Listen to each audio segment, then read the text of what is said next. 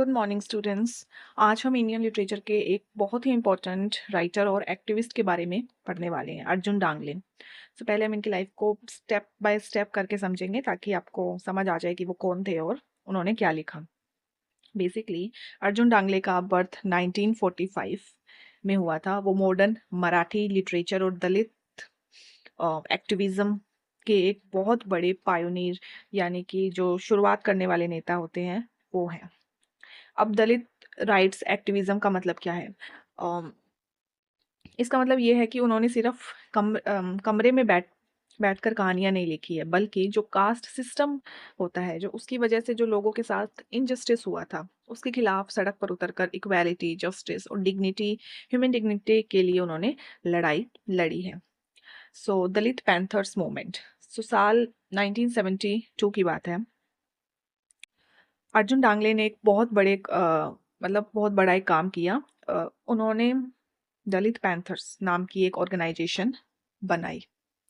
एक सेकंड के लिए इस नाम पर ध्यान दो कि दलित पैंथर्स मतलब क्या आपने अमेरिका के जो ब्लैक पैंथर्स का नाम सुना है?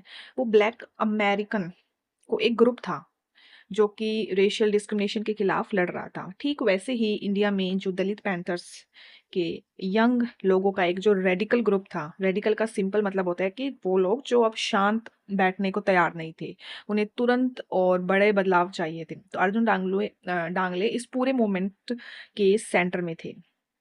अब इसकी क्या हिस्टोरिकल सिग्निफिकेंस है और उनके फेमस वर्क देखते हैं। अब बात करते हैं उनके लिखने का तरीका और उनकी जो फेमस बुक की। क्या आपने पॉइजन ब्रेड का नाम सुना है? इन 1992 अर्जुन डांगले ने एक बुक एडिट की जिसका नाम था poison bread, translations from modern Marathi Dalit literature. इस बुक के आने से पहले पूरी दुनिया और जो बड़े बड़े कॉलेजेस में लोगों को दलित लिटरेचर के बारे में ज़्यादा पता ही नहीं था। डांगले ने अलग अलग मराठी पोइम्स और स्टोरीज को एक साथ लेकर इंग्लिश में ट्रांसलेट करवाया। इससे जो दलित लिटरेचर को ग्लोबल लेवल पर जो पहचान मिली, उन्होंने दुनिया को दिखाया कि कैसे जो लिटरेचर है सिर्फ फूल पत्ती या जो भी रोमांस के बारे में नहीं होता है, वो इंसान के जो असली स्ट्रगल वो शो करता है उसमें। सिर्फ एडिटर सो जो डांगले हैं वो सिर्फ एडिटर ही नहीं थे, वो खुद को एक बहुत ऐसा ज़बरदस्त पोइट भी थे जिन्होंने 1978 में जो उनकी पोइट्री है कलेक्शन छावनी हालते आहे, मतलब जिसका मतलब है कि द कैंप इज मूविंग, को महाराष्ट्र स्टेट अवार्ड भी मिला 1978 में। उनका लिटरेरी विजन क्या था, यानी कि वो लिखते क्यों थे?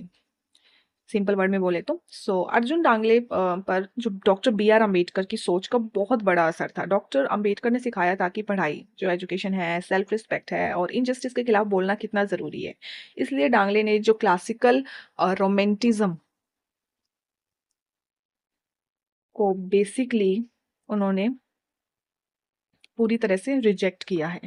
रोमेंटिसिज्म क्या होता है? जब राइटर अपनी भाषा को खूबसूरत फूलों और मीठे सपनों और जो इमेजिनरी बातों से सजाते हैं ना, उसे ही हम रोमेंटिसिज्म कहते हैं। डांगले ने कहा कि नहीं, एक ओप्रेस्ड इंसान की असली लाइफ कोई ऐसा नहीं है, इतनी इमेजिनरी नहीं हो सकती। इसीलिए उनका लिखना सीधा लाइव रियलिटीज, जो असली जिंदगी का अनुभव है, उस पे बेस्ड था। जैसे कि जो डेली लाइफ में होने वाली ह्यूमिलेशन होती है, जो बेइज्जती या जो भी है, कास्ट डिस्क्रिमिनेशन और बदलाव की लड़ाई है। जब आप डांगले को पढ़ते हैं ना, तो उनके जो शब्द सीधे, तीखे और बिल्कुल ऐसे सच्चे होते हैं। वो दुख को ऐसे सजाते नहीं है कि आप उसके बीच में आप रोना धोना लगा दो, बल्कि सच को सामने रखते हैं कि ताकि सोसाइटी में वो चीज़ बदल सके। तो अब हम बात करेंगे Arjun Dangle's poetry and the poisoned bread, symbolism and concrete imageries. पहले हम समझते हैं सिंबलिज्म क्या होता है। सिंपल वर्ड्स में जब किसी चीज़ जैसे ब्रेड है या बोल है को यूज़ करके किसी बहुत बड़े सोशल या पॉलिटिकल आइडिया को दिखाया जाता है, तो उसे सिंबल कहते हैं। डांगले की पोइट्री की सबसे बड़ी बात यह है कि वो कोई नकली या इमेजिनरी सिंबल्स यूज़ नहीं करते हैं। वो हमारी डे टू डे लाइफ की जो रियल चीज़ें हैं उन्हें उठाते हैं, उन्हें कास्ट ऑपरेशन जैसे जात पात हो गया उसको दिखाने के लिए एक पावरफुल सिंबल बनाते हैं। द पॉइजन ब्रेड, तो सबसे पहले और सबसे बड़ा सिंबल है पॉइजन ब्रेड, जहर मिली रोटी से बोल सकते हैं हिंदी में। नॉर्मल लाइफ में ब्रेड या रोटी किसी चीज़ का सिंबल है। सो खाने का, सर्वाइवल का, लाइफ का, इस सब का सिमिलर, मतलब हर हर इंसान को जीने के लिए खाना चाहिए। लेकिन डांगले इसे कहते हैं पॉइजन ब्रेड। इसका मतलब क्या है? मतलब क्या रोटी में सच में मतलब किसी चीज़ का जहर? नो। मतलब ये इसका ऐसा सिंबल यूज़ किया गया है। मतलब है कि जैसे कास्ट सिस्टम ने जो दलित कम्युनिटी के लिए जो जीने के बेसिक ज़रिए को भी पॉइज़नस और ह्यूमिलेटिंग बनाया है। उन उन्हें खाना भी मतलब अपनी सेल्फ रिस्पेक्ट खोकर या बेइज्जती सहन करके वो उसके बाद ही उन्हें खाना मिलता है। सो पॉइज़न ब्रेड ये दिखाता है कि कैसे सोसाइटी ने उनकी जो बेसिक सर्वाइवल को भी मतलब ऐसे कड़वाहट और अपनापन से मतलब ऐसे अपमान से भर दिया है। Next is wall. दूसरा सिंबल है वॉल। जब आप किसी दीवार को देखते हैं अ, तो वो क्या करती है? वो 2 जगह को अलग करती है, राइट? मतलब बीच में रास्ता रोक देती है। सो डांगले की पोएट्री में वॉल कास्ट सिस्टम की उन इनविजिबल लेकिन बहुत स्ट्रॉन्ग बैरियर्स का सिंबल है, जो लोगों को आपस में मिलने नहीं देती है। ये जो वॉल दिखाती है कि कैसे जो कास्ट सोसाइटी है, उसने दलित कम्युनिटी को बाकी लोगों से कैसे अलग-थलग कर दिया है, उनके इक्वल राइट्स और इंटरेक्शंस को कैसे आप रोक दिया है। Next is physical and material markers. So इसके अलावा जो डांगले डेली लाइफ के आम ऑब्जेक्ट को यूज़ करते हैं, जैसे कि हाउस, अनफेड बाउल्स जिसे हम खाली कटोरा कहते हैं, स्कूल्स, ह्यूमन बॉडीज और लेबर। जब हम एक लाइक अनफेड बाउल देखते हैं तो नॉर्मल लोग सोचते हैं कि ये सिर्फ गरीबी है, लेकिन जो डांगले कहते हैं कि ये सिर्फ गरीबी नहीं है, ये एक सिस्टमेटिक एक्सकल्जन है। इसका मतलब क्या है? सोसाइटी ने जानबूझकर उन्हें रिसोर्सेज, अच्छी नौकरी और एजुकेशन से दूर रखा है। तो ये सारे ऑब्जेक्ट्स बताते हैं कि कास्ट सिस्टम सिर्फ बातों में नहीं है, बल्कि खाने में, रहने में, पढ़ने में, जैसे मतलब हर फिजिकल चीज में काम करते हैं। Next is symbols of resistance. Dangle की पोइट्री सिर्फ रोने के लिए या दुख जो दिखाने के लिए नहीं है। उनकी पोइट्री में बदलाव और लड़ाई के सिंबल्स भी है। मतलब सबसे ज़्यादा जो सिंबल्स ऑफ रेजिस्टेंस है ना, मतलब द हैमर, हथौड़ा। हथौड़ा किस काम आता है? दीवारों और पुरानी चीज़ों को तोड़ने के लिए। यहाँ हैमर एक्टिव और रिवोल्यूशनरी डिस्ट्रक्शन का सिंबल है, यानी कि जो ऑप्रेसिव स्ट्रक्चर्स हैं उनको तोड़ फेंकना। सो ये सिंबल दिखाता है कि कैसे दलित कम्युनिटी अब सिर्फ चुपचाप देखने या सहने वालों में से नहीं है, बल्कि वो हथौड़ों मतलब एज अ हैमर उठाकर इस अत्याचारी सिस्टम को भी मतलब बदलने के लिए तैयार है। New sun and social awakening. जब हम सुबह सूरज को उगते हुए देखते हैं तो क्या होता है? मतलब रात के जो अंधेरा होता है उसको वो खत्म हो जाता है और मतलब चारों तरफ रोशनी रोशनी फैल जाती है। तो बिल्कुल वैसे ही डांगले ने अपनी पोइट्री में न्यू सन को बदलाव और नई उम्मीद का सिंबल बनाया है। Illumination and hope. सबसे पहला पॉइंट ये है, मतलब सदियों से जो कास्ट डिस्क्रिमिनेशन और अत्याचार की वजह से जो दलित कम्युनिटी है और अत्या मतलब उनके जो जीवन में डार्कनेस था, तो न्यू सन उसके अपोजिट स्टैंड करता है। ये जो न्यू सन है, एक नए समाज की न्यू सोशल ऑर्डर का सिंबल है, जो इक्वालिटी, फ्रीडम और डिग्निटी पर बना है। ये दिखाता है कि अत्याचार को अंधेरे मतलब हमेशा के लिए नहीं रहेगा और एक दिन डेफिनेटली नया सूरज आएगा और ये सब चीजें चेंज हो जाएगी। um, Ambed Ambedkar consciousness. डांगले यहाँ जिस अवेकनिंग या जागरूक करने की जो बातें करते हैं, वो कोई रिलीजियस या स्पिरिचुअल अवेकनिंग नहीं है। आप आंखें बंद करके बैठ गए मतलब ऐसा कुछ नहीं है। ये एक सोशल पॉलिटिकल अवेकनिंग है, मतलब कि जो समाज और राजनीतिक रूप से जागरण। इसका मतलब ये है कि जब आप एक ओप्रेस्ड इंसान को समझने लगते हैं, मेरे साथ जो बेइज्जती हो रही है वो कोई भगवान की मर्जी से नहीं है, वो मेरे नसीब में नहीं है, बल्कि जो समाज के बनाए हुए एक गलत सिस्टम की वजह से है। और जब वो चीजें इस बेइज्जती को अपने नसीब मानने से इनकार कर देती है ना, तब असलियत जो अम्बेडकर अवेकनिंग होती है, मतलब न्यू सन इसी नई सोच की रोशनी है।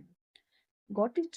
Breaking the silence. पहले के टाइम में जो दलित एक्सपीरियंसेस और जो उनके जो दुख को जो मेन स्ट्रीम लिटरेचर में मतलब जगह नहीं मिलती थी, उनकी जो आवाज को दबा दिया जाता था। लेकिन डांगले की पोट्री साइलेंस से आर्टिकुलेशन, मतलब अपनी बात साफ बोलना, उसको कहते हैं आर्टिकुलेशन की तरफ से एक बड़ा शिफ्ट है ये, साइलेंस टू आर्टिकुलेशन। ये एक ऐसा दौर है जहाँ दलित्स ने अपनी लिटरेरी वॉइस क्लेम किया है। उन्होंने खुद लिखना शुरू किया है, अपना दुख और जो गुस्सा है उसे बयां किया है, और अगर हम कहें तो समाज से अपनी जो सोशल रिकॉग्नाइजेशन की मांग की है।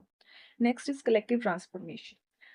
ये जो नया सूरज है या न्यू सन है, ये किसी इंसान के लिए नहीं उगता। मतलब इसका मतलब ये नहीं है कि कोई एक बंदा मतलब पढ़ लिख कर अमीर हो गया एंड सक्सेसफुल हो गया तो सब ठीक हो गया। No, this is not like that. New sun का मतलब है कलेक्टिव इमेंसिफिकेशन, यानी पूरे समाज का एक आजाद होना और पूरे ओप्रेसिव स्ट्रक्चर का बदलना। जब तक पूरे समाज नहीं बदलता है ना, तब तक मतलब ये नया सूरज जो न्यू सन है वो पूरी तरह से नहीं उग पाता है।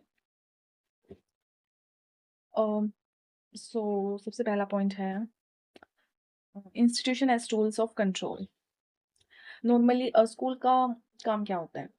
बच्चों को आगे बढ़ाना, उनकी नई अपॉर्चुनिटी देना या उनकी जो लाइफ को बेहतर बनाना। लेकिन जो डांगले बताते हैं कि जो कास्ट सोसाइटी में स्कूल्स और बाकी इंस्टीट्यूशन ऑफन प्रोग्रेस करवाने के बजाय जो कास्ट हायरार्की को वैसे का वैसा बनाए रखने का काम करते हैं। वो दलित कम्युनिटीज की जो सोशल मोबिलिटी है, मतलब जो आगे बढ़ने का रास्ता है, उसको रोक देते हैं ताकि जो पुराने पावर स्ट्रक्चर ना बदले।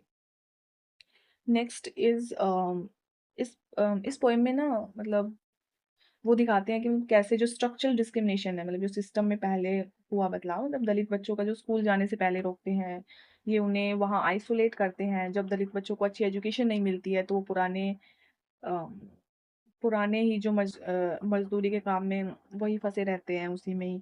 और इस तरीके से जो डोमिनेंट ग्रुप्स हैं ना, वो अपना पावर मेंटेन रखते हैं इसकी वजह से, मतलब उनको एजुकेशनल एक्सकर्जन देके। Next is constitutional versus lived reality. India के कॉन्स्टिट्यूशन में तो सबकी सिटीजन्स को इक्वालिटी और इक्वल राइट्स दिए गए हैं। ये हो गई theoretical equality, it is written. लेकिन जो अगर हम लाइव रियलिटी की बात करते हैं ना, तो डांगले दिखाते हैं कि जो कानून में इक्वालिटी होने के बावजूद भी डे टू डे लाइफ में दलित इंडिविजुअल को सोसाइटी के अंदर एक आउटसाइडर की तरह ट्रीट किया जाता है। उनके साथ भेदभाव होता है और इस कॉन्ट्रडिक्शन की वजह से उन्हें अंदर ही एक डीप सेंस ऑफ एलियनेशन, मतलब ऐसी कोई फीलिंग उनमें आती है। Next is school as contested spaces, मतलब लड़ाई और बदलाव की जगह है। डांगले एजुकेशन को सिर्फ एक ऐसी बुरी चीज की तरह भी नहीं देखते हैं। वो मतलब साथ ही साथ कहते हैं कि स्कूल एक कंटेस्टेड स्पेस है। कंटेस्टेड स्पेस का मतलब है एक ऐसी जगह है जहाँ दो ताकतें आपस में टकराती है। मतलब एक तरफ जो सिस्टम स्कूल को कंट्रोल करता है और भेदभाव के लिए यूज करता है, लेकिन दूसरी तरफ जब ऑप्रेस्ड लोग अपने हक के लिए पढ़ाई पढ़ाई को क्लेम करते हैं ना, तो वही एजुकेशन उनके एम्पावरमेंट और रजिस्ट्रेशन का सबसे बड़ा हथियार बन जाती है। Next is rejection of romanticised sympathy. पहले के टाइम में जब नॉन दलित राइटर्स दलित्स के बारे में लिखते थे ना, तब वो मतलब दया या पीटी को दिखाते थे। अरे इनके साथ तो कितना बुरा हुआ है, अरे ये कितने बेचारे हैं। डांगली इस तरह की दया को पूरी तरह से रिजेक्ट करते हैं। वो कहते हैं हमें तुम्हारी दया नहीं चाहिए, हमें हमारा हक और जस्टिस चाहिए। वो कास्ट की सच्चाई को बिना किसी बनावट या सजावट के बर्थ, लेबर, हाउसिंग का जो रियल स्ट्रगल है ना, उस रूप को सामने रखते हैं। Next is reclaiming identity. Dange जो पर्सनल ट्रॉमा को कलेक्टिव पॉलिटिकल एजेंसी में बदल देते हैं। इसका मतलब क्या है? इसका मतलब ये है कि जो पहले जो दलित करेक्टर्स को लिटरेचर में सिर्फ ऐसे पैसिव ऑब्जेक्ट्स के रूप में दिखाया जाता था, लेकिन डांगले दलित्स को सब्जेक्ट, मतलब उन्हें एज अ हीरो ट्रीट करते हैं, ठीक है, बनाते हैं अपनी वर्क के अंदर। वो दिखाते हैं कि कैसे दलित के पास अपनी आवाज है, अपनी सोच है, अपना हक है और वो खुद के लिए लड़ सकते हैं। अब उनके कुछ फेमस पोएम्स के एग्जांपल्स हैं जो प्रोटेस्ट को दिखाते हैं। टू बी और नॉट टू बी बॉर्न। ये पोएम क्रिटिक करती है कि कैसे कास्ट सिस्टम एक बच्चे के पैदा होते ही उस पर इनइक्वालिटी थोप थोप देता है। मतलब इससे पहले कि वो समाज में समझ सके कि वो कैसे कौन है। Next is take a hammer and change the world. मतलब ये पोएम एक्टिव और ऑर्गेनाइज्ड रेजिस्टेंस की बात करती है। यहाँ हैमर एक सिंबल है जो अत्याचारी सिस्टम को तोड़कर एक नए समाज को बनाना चाहता है। No entry for the new sun. मतलब ये पोएम दिखाती है कि कैसे डोमिनेंट सोशल ऑर्डर, जो बदलाव है, प्रोग्रेस है, उनको अ, कैसे उनको रोकने की कोशिश करती है। नेक्स्ट इज डांगले की पोइट्री की जो भाषा है वो बिल्कुल डायरेक्ट और अनएडॉन्ड, मतलब बिना किसी डेकोरेटिव वर्ड्स के हैं, और उनकी जो मुश्किल हैवी वर्ड्स का जो उनका ऐसा कुछ यूज नहीं किया गया है। वो दलित लिटरेचर को एक मतलब ऐसे बड़े प्रिंसिपल सेट करते हैं, लाइक लिटरेरी वैल्यू को सोशल ट्रूथ से अलग नहीं किया जा सकता, इस टाइप की वो स्टेटमेंट्स देते हैं। और अगर कविता में सच नहीं है तो वो सुंदर भी नहीं हो सकती है। सो इसकी कुछ थीम्स हैं, interconnected themes, caste, poverty, discrimination. So systematic interlinkage समझते हैं। डांगले ने एक मतलब बहुत क्लियर चेन रिएक्शन दिखाते हैं कि इसे स्टेप बाय स्टेप समझते हैं। जैसे जैसे सबसे पहले कास्ट सिस्टम समाज में एक हायरार्की बना, इस हायरार्की की वजह से लोअर कास्ट को सामाजिक और आर्थिक जिंदगियों से एक्सक्लूड कर दिया जाता है। जब आप समाज से बाहर हो जाते हैं तो आपको एजुकेशन, ज़मीन, अच्छी जॉब्स जैसे रिसोर्सेज नहीं मिलते हैं, और जब रिसोर्सेज नहीं मिलेंगे तो नतीजा क्या होगा? गरीबी, बेइज्जती, एक जनरेशन से दूसरी जनरेशन तक चलती रहती है। तो डांगले बताते हैं कि कैसे दलित कम्युनिटी की गरीबी कोई नसीब या लेजीनेस का नतीजा नहीं है, बल्कि जो कास्ट सिस्टम का जो बनाया हुआ एक विशियस साइकिल है वो है। नेक्स्ट है economic exploitation of labour. Dalit community जो काम करती है ना, जैसे खेती, सफाई, फिजिकल लेबर, मतलब वो समाज को चलाने के लिए सबसे ज़रूरी है, लेकिन ट्रेजेडी ये है कि उनके इस ज़रूरी काम की समाज में कोई अहमियत नहीं है, कोई इज्जत नहीं है। जो उनका लेबर है ना वो हमेशा अनस्किल्ड और एक लो स्टेटस कहकर ही उन्हें मतलब पैसे दिए जाते हैं। इस तरीके का एक्सप्लॉयटेशन होता है। Next is psychological deprivation. So गरीबी सिर्फ जो गरीबी है ना वो मतलब ऐसा नहीं है कि आप भूखे हो तभी है, मतलब वो एक दिमाग और आत्मा पर भी असर डालती है ना। पोइट्री में अनफेड बाउल को इमेज मतलब का इमेज सिर्फ फिजिकल भूख को नहीं दिखाता है, वो उसकी मतलब बहुत गहरी चीज दिखाता है, like the denial of the basic dignity ना। जब एक इंसान को बार बार मतलब ये महसूस किया जाता है कि वो उसका कीमत नहीं है, या मतलब उसकी सेल्फ रिस्पेक्ट नहीं है, तो कैसे कास्ट ऑपरेशन किसी इंसान की बेसिक डिग्निटी छीन लेता है ना उसका, जो कि फिजिकल हंगर से भी बहुत ज़्यादा ही पेनफुल होता है। सो ये कुछ बेसिक नोट्स थे इनके पॉइजन थ्रेड के।